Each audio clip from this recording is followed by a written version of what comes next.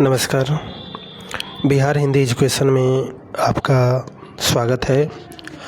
आज हम UGC net JRF TGT PhD Hindi निबंध से बहुविकल्पीय प्रश्न अध्ययन करेंगे, जो चैप्टर का नाम है मजदूर और प्रेम। मजदूर और प्रेम इस चैप्टर से हम बहुविकल्पीय प्रश्न आज देखेंगे। आइए देखते हैं पहला प्रश्न। प्रश्न एक है, मजदूरी और प्रेम किसकी रचना है? मजदूरी और प्रेम किसकी रचना है? ए है भरतेंदु हरिश्चंद्र, बी है सरदार पूर्ण सिंह, सी है बालकृष्ण भट्ट, डी है हजारी प्रसाद द्विवेदी। तो मजदूरी और प्रेम किसकी रचना है? तो ये हो जाएगा कौन सा? ऑप्शन बी सही हो जाएगा, सरदार पूर्ण सिंह का है, ऑप्शन बी सही होगा। प्रश्न देखिए दो। प्रश्न दो है, प्रेम और मजदूरी कौन से विधा है? यहाँ पर हो जाएगा मजदूरी और प्रेम कौन से विधा है? ए है कहानी, बी है नाटक, सी है निबंध, डी है उपन्यास। मजदूरी और प्रेम जो निबंध, यह कौन से विधा हो जाएगा? निबंध हो जाएगा, ऑप्शन सी सही हो जाएगा, निबंध। प्रश्न है तीन। प्रश्न तीन है, सरदार पूर्ण सिंह के निबंध रचना है। सरदार पूर्ण सिंह के निबंध रचना कौन सा है? ए है सच्ची वीरता, बी है आचरण की सभ्यता, सी है पवित्रता, डी है उपयुक्त सभी। तो सरदार पूर्ण सिंह की निबंध रचना कौन सा हो जाएगा? ऑप्शन डी सही हो जाएगा, उपयुक्त सभी।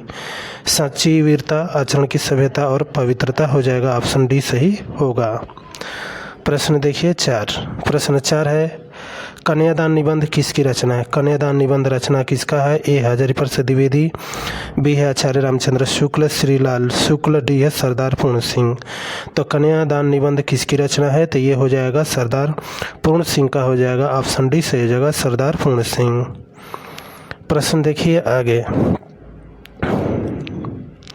प्रश्न है पाँच। प्रश्न पाँच है, अमेरिका का मस्ताना योगी वाल्ट विस्टमैन निबंध किसकी रचना है? ए हरिशंकर परसाई, बी है आचार्य रामचंद्र शुक्ल, सी है बालकृष्ण भट्ट, डी है सरदार पूर्ण सिंह। तो अमेरिका का मस्ताना योगी वाल्ट विस्टमैन जो निबंध है, यह रचना किसका है? ऑप्शन डी सही हो जाएगा, सरदार पूर्ण सिंह का है, ऑप्शन डी सही होगा।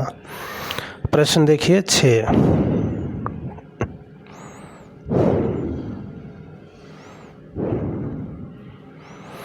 प्रश्न 6 है, लेखक सरदार पूर्ण सिंह ने किन किन व्यक्तियों को साधु कहा है? लेखक सरदार पूर्ण सिंह ने किन किन व्यक्तियों का साधु कहा है? ए है शिक्षक व विद्यार्थी, बी है किसान व भेड़ पालक, सी है मजदूर व व्यापारी, डी है छात्र व नेता।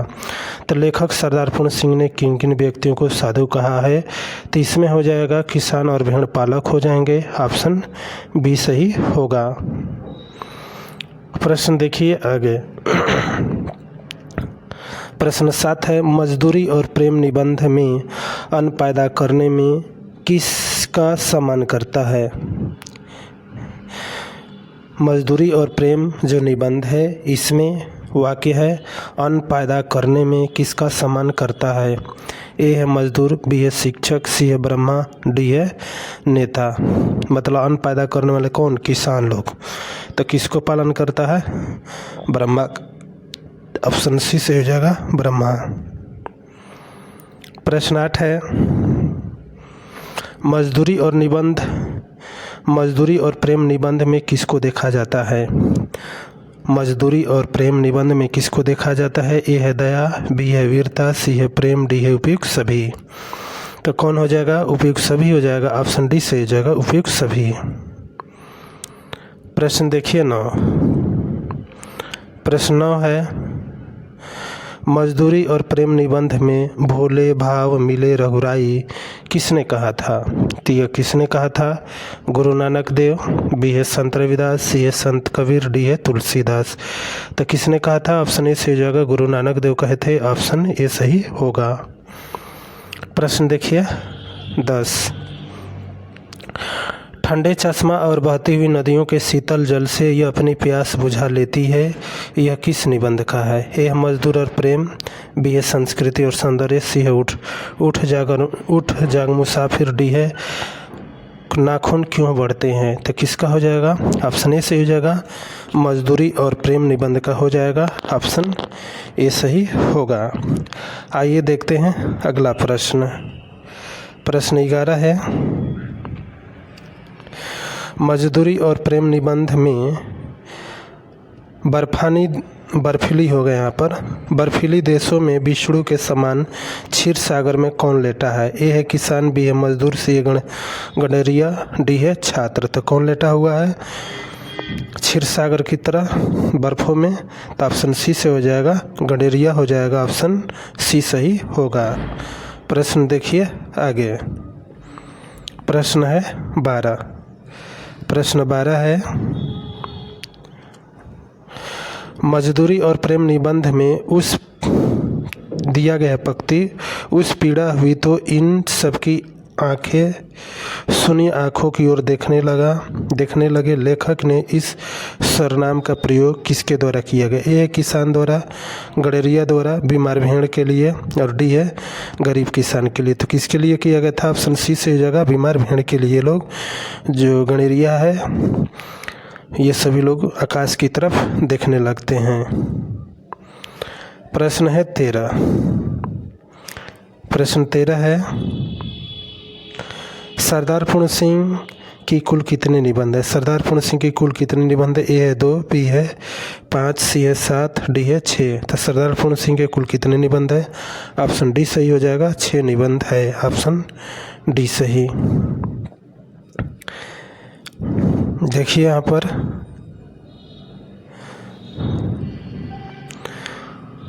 प्रश्न है, प्रश्न देखिए 14। प्रश्न 14 है, निबंध में कौन मजदूरी और प्रेम, निम्न में से कौन मजदूरी और प्रेम निबंध के उपशीर्षक है? उपशीर्षक क्या है? पहला है मजदूर की मजदूरी, दूसरा है मजदूर की मजबूती, सी है प्रेम मजदूर, 4 है मजदूरी और कला, डी है मजदूरी और जीवन।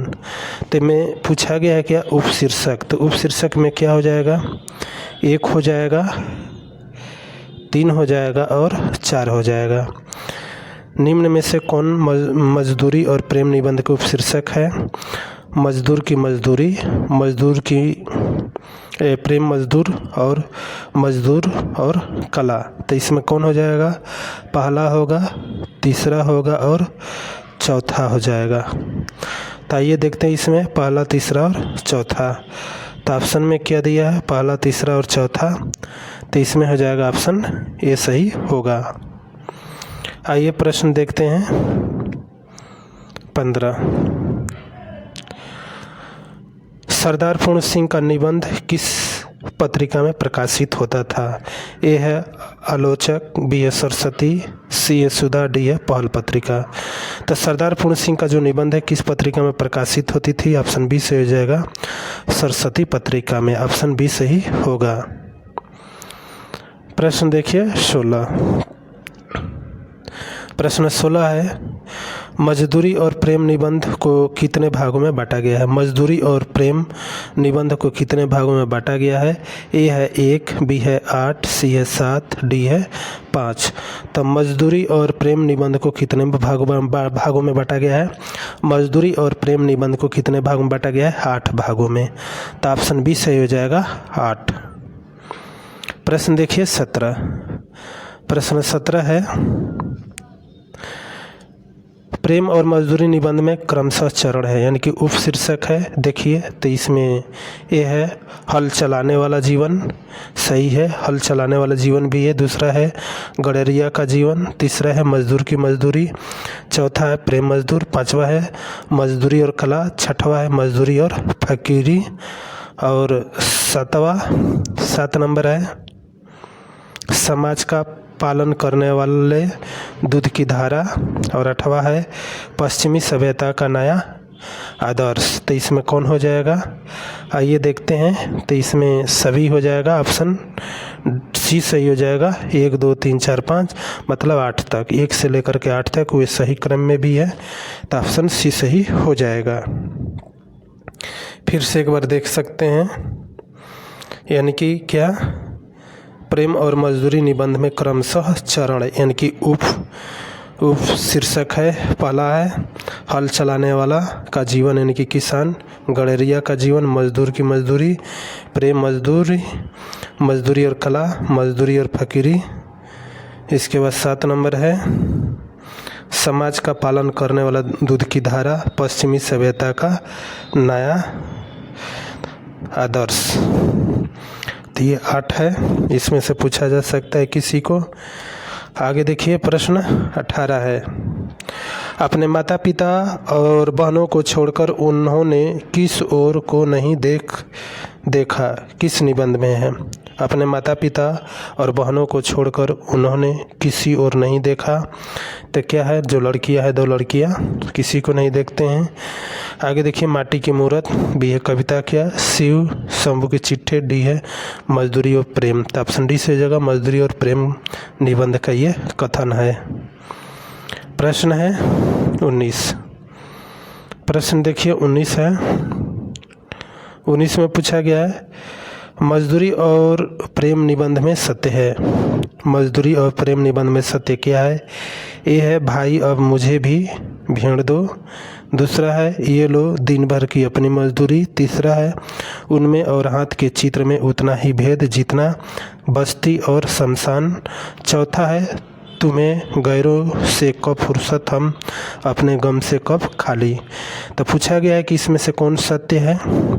तो देखिए पहला भी सत्य है, भाई अब मुझे भी भेड़ दो, दूसरा है ये लो दिन भर की अपनी मजदूरी, दूसरा भी सही है, तीसरा है उनमें और हाथ के चित्र में उतना ही भेद है जितना कि बस्ती और शमशान में। तो ये तीनों हो जाएगा, 1, 2 और 3। तो देखिए ऑप्शन में कौन सा है, तो ऑप्शन सी सही हो जाएगा, केवल 1, 2 और 3 हो जाएगा।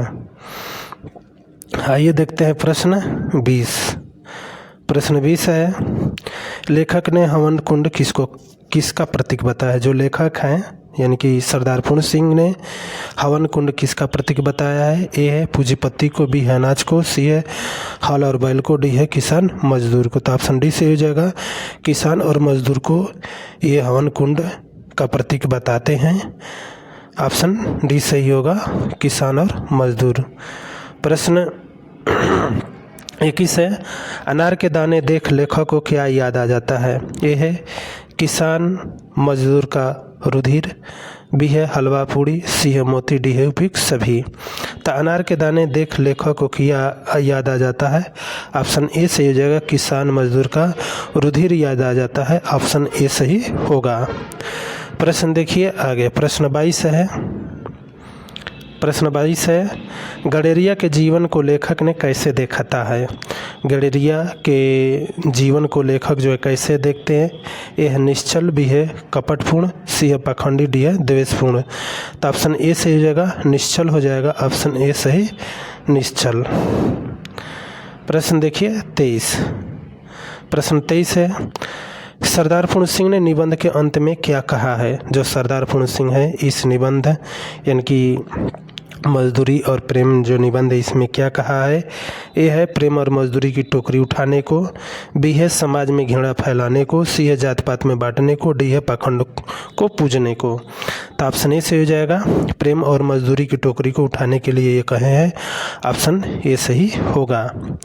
प्रश्न देखिए 24, प्रश्न 24 है, लेखक के अनुसार ईश्वर को कहाँ प्राप्त किया जा सकता है। लेखक के अनुसार ईश्वर को कहाँ प्राप्त किया जा सकता है। देखिए फिर से प्रश्न को, प्रश्न है 24, लेखक के अनुसार ईश्वर को कहाँ प्राप्त किया जा सकता है। ए है गिरजाघर में, बी है मंदिर में, सी है पाखंडों में, डी है श्रमिक के श्रम में। तो ऑप्शन डी सही हो जाएगा, श्रमिकों के श्रम में ईश्वर को प्राप्त किया जा सकता है। किसके अनुसार, लेखक के अनुसार। प्रश्न देखिए 25, जीवन में मजदूरी और फकीरी में सबसे पहले किसकी ज़रूरत है। जीवन में मजदूरी और फकीरी में सबसे पहले किसकी ज़रूरत है। ए है सिर्फ फकीरी, बी है पहले मजदूरी और फिर फकीरी, सी है ए और बी, डी है इसमें से कोई नहीं। तो जीवन में मजदूरी और फकीरी में सबसे पहले किसकी ज़रूरत है। ऑप्शन ए से हो जाएगा, सिर्फ फकीरी का। ऑप्शन ए सही होगा। प्रश्न देखिए आगे, अंतिम प्रश्न है, जापान की महिलाएं और भारतीय विधवा महिला किस प्रकार अपना जीवन यापन करती है? ए है भीख मांगकर, बी है उंगलियों से अथक श्रम करके, सी है गुलामी करके, डी है कुछ नहीं करती हैं। तो जापान की महिलाएं और भारतीय विधवा महिला किस प्रकार अपना जीवन यापन करती है? तो ऑप्शन हो जाएगा कौन सा? ऑप्शन हो जाएगा बी, उंगलियों से अथक श्रम करके ये जीवन यापन करती है। साथियों, हमारे चैनल बिहार हिंदी एजुकेशन को शेयर करें, लाइक करें, कमेंट करें, जो कि आप तक यह पहुंचता रहे यूजीसी नेट जेआरएफ हिंदी का। धन्यवाद।